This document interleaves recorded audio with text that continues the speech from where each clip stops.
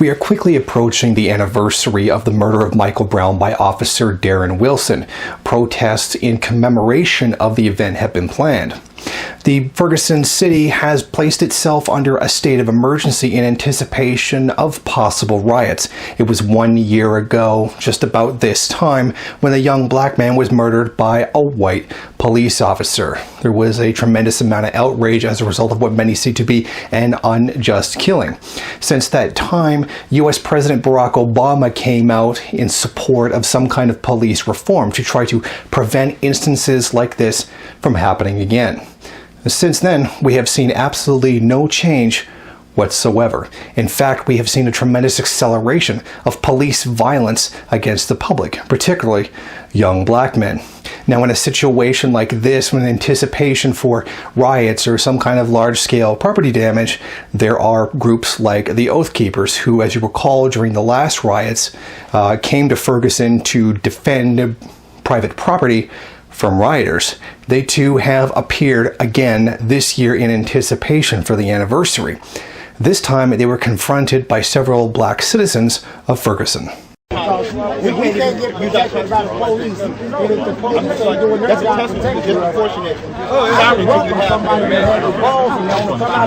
And people who look like you, white males, have the sovereignty to take advantage of the Second Amendment and walk around with assault rifles. But we can't even stand out here and assemble peacefully and exercise our constitutional right to do so without being gassed, maced, and arrested. What's your perspective on that? What do you think about that? I don't have a perspective.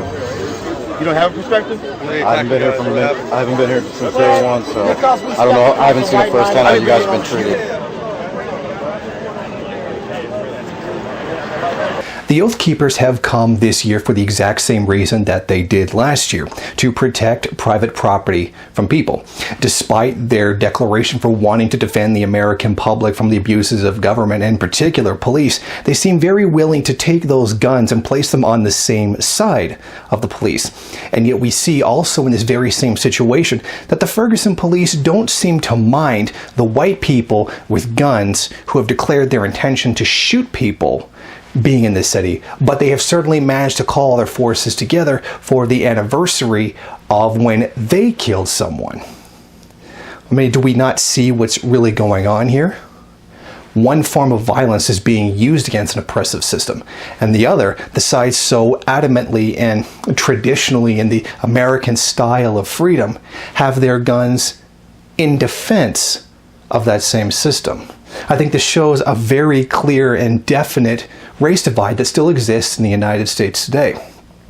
Despite all the rhetoric of freedom that we get from not just militias, but many white people in general in the United States, their interests are certainly very clear: to continue the oppressive organization of the United States government against the African American population, because it serves their benefit.